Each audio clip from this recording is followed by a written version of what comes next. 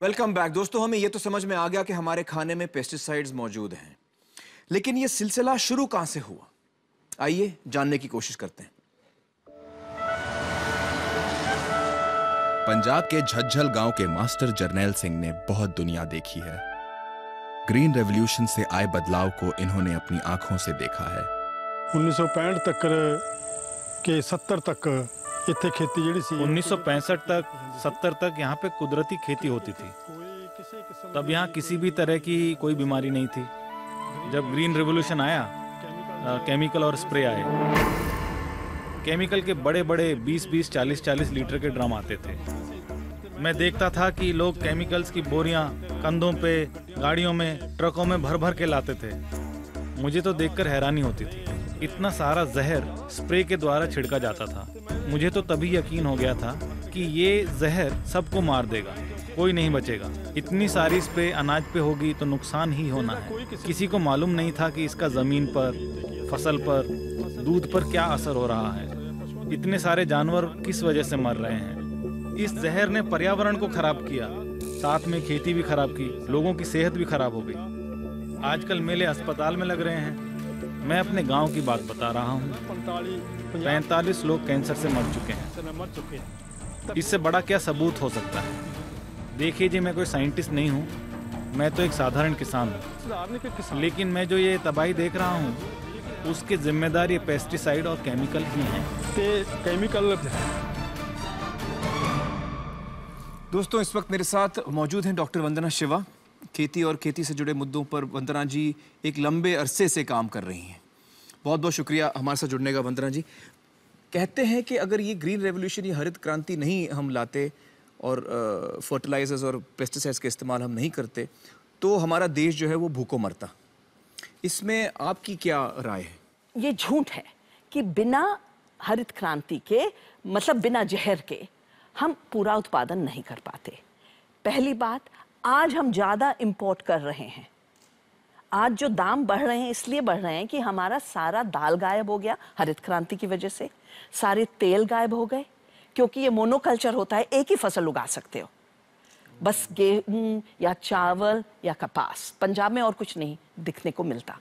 हम 70% डिपेंडेंट हो गए basic oil and pulses import पे। वो दाल और तेल हम खुद उगा सकते थे अगर हम ढंग की खेती कर रहे होते, अगर मिश्रित खेती कर रहे होते।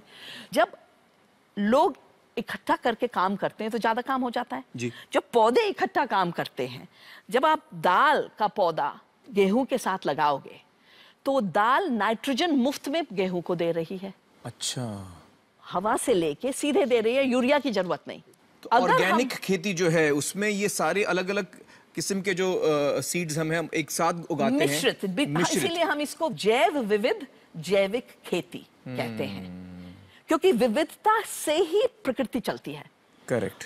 और जो कहते हैं कि हमने रासायनिक और नए बीज की वजह से उत्पादन बढ़ाया, अगर आप कैलकुलेशन करो कि पूरी जमीन पंजाब की अकेली धान और गेहूं उगाएगी तो ज्यादा चावल और गेहूं तो होगा ही। आप जब दालें नहीं उगा रहे, चना नहीं उगा रहे, तूर नहीं उगा रहे, मूंग नहीं उगा रहे, उड़द नहीं उगा रहे, तो उतना तो बढ़ेगा ही। रिप्लेसमेंट का फैक्टर है। और एक और से जुड़ा हुआ है कि पेस्टिसाइड की एक बीमारी है।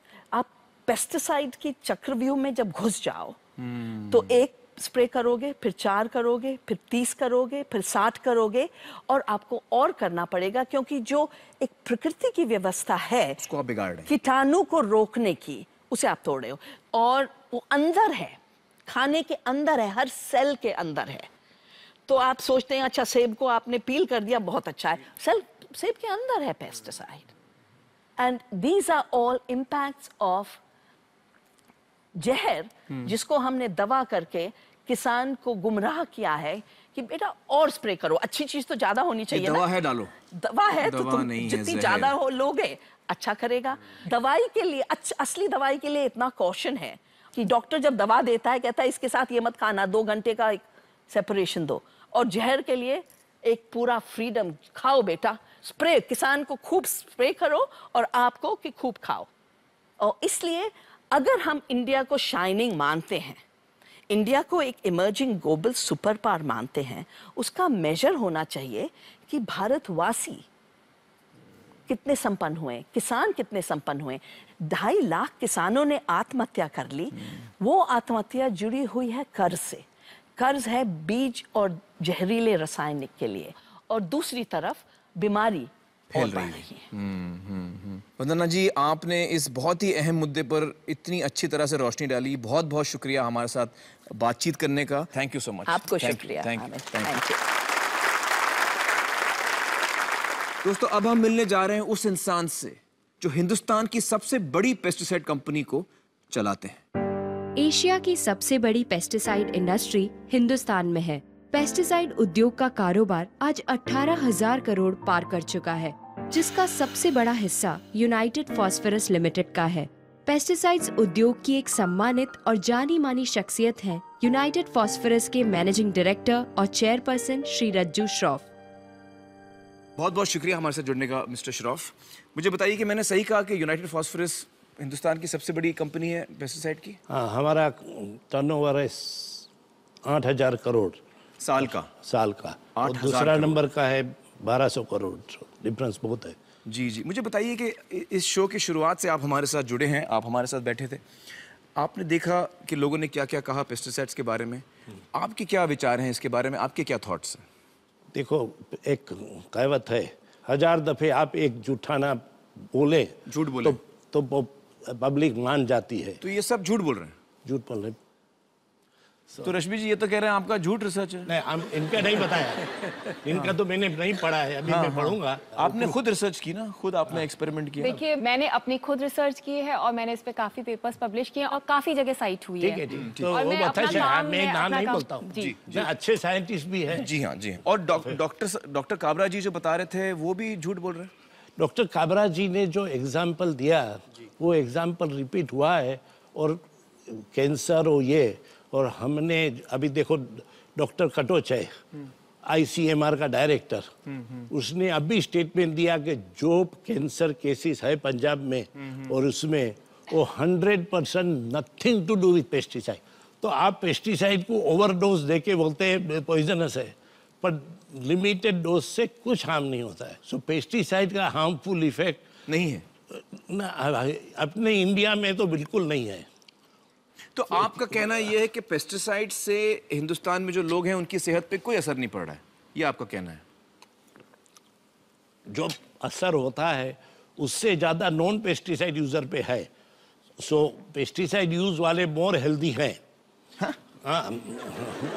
एक चीज मुझे बताइए कि जो फार्मर्स हमने देखे, वो हमने देखा है कि वो अपने लिए अलग ग्रो करते हैं जिसमें वो पेस्टिसाइड नहीं डालते, और मार्केट में जो बेचते हैं उसमें पेस्टिसाइड डालते हैं। तो ये ऐसा क्यों करते हैं? वो फार्मर को मैं मिला हूँ, वो बोलता है ये तो फिल्म ले लिए बंडल मारा, मैं तो बरोबर पेस्टिसाइड वाला खाता हूँ। मैं 1000 फार्मर बताऊंगा आपको।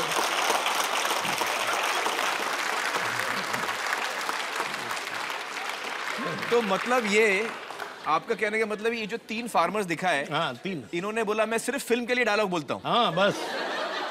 मुझे ये बताइए कि ये जो 3 फार्मर्स आपने देखे, हाँ। ये तो हमारी टीम ने उनका इंटरव्यू लिया, और ये तो हमने सिर्फ 3 दिखाए, ऐसे तो बहुत है, लेकिन ये हमारी टीम ने उनसे पूछा और ये इन्होंने हमारी टीम को बोला। हमने उनको कोई पैसे नहीं दिए, ठीक है, नहीं हमने उनको कुछ नहीं बोला, हमने खाली पूछा उनसे। अरे मैं जवाब देता हूँ, जैसा NGO को पब्लिसिटी चाहिए ऐसा किसान को भी चाहिए, लेकिन मैं आपको 10,000 फार्मर बताऊंगा मतलब पेस्टिसाइड बिना तो हम बैंकरप्ट हो जाएंगे। कि पेस्टिसाइड के बगैर वो जिंदा नहीं रहेंगे? नहीं, सुसाइड करना पड़ेगा। पेस्टिसाइड के बगैर उनको सुसाइड करना पड़ेगा। हाँ, करते हैं ना सुसाइड, बेचारे क्रॉप खलास हो जाता है। तो आपके हिसाब से मतलब कोई प्रॉब्लम ही नहीं है? नहीं, हमारे हिसाब से जो प्रॉब्लम पिक्चर किया है वो हाईली एग्जैजरेट, बड़ा चढ़ा के बोला है, बड़ा चढ़ा के बोलता है। इनको क्या फायदा होता है बड़ा चढ़ा के बोलने में?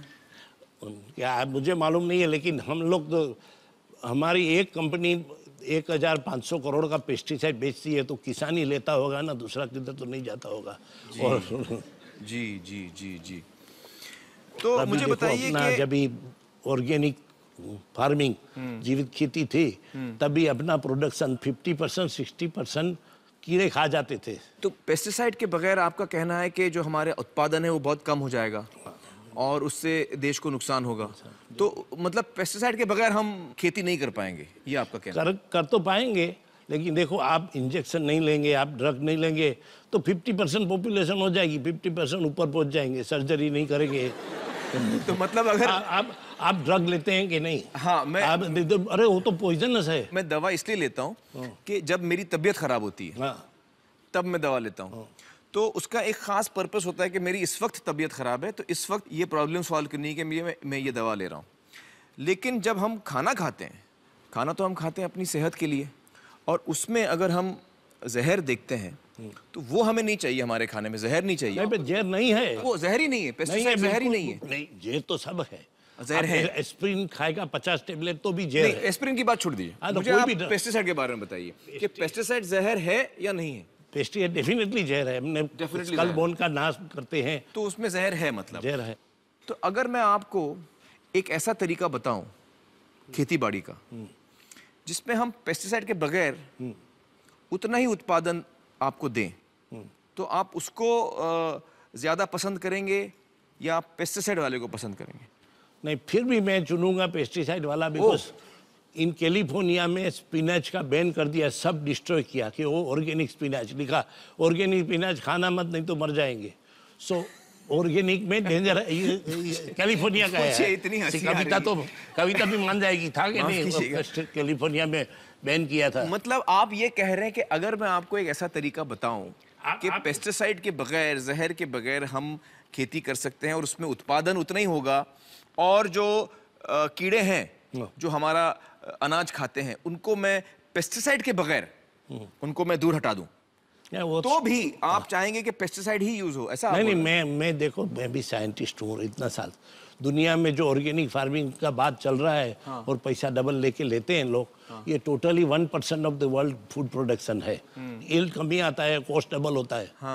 कॉस्ट डबल हो जाता है और उत्पादन कम होता है, ये आपके हिसाब से। तो मैं दोबारा आपको ये सवाल पूछता हूँ कि अगर मैं आपको जहरीले पेस्टिसाइड होते हैं उनका इस्तेमाल अगर नहीं करें हम, और उसके इस्तेमाल के बगैर मैं आपको बताऊं कि कैसे अपन कर सकते हैं खेती बाड़ी, तो आप उसको पसंद करेंगे? नोबेल प्राइज मिलेगा। हाँ? आपको मैं नोबेल प्राइज दूंगा। आप नोबेल प्राइज देंगे? हाँ।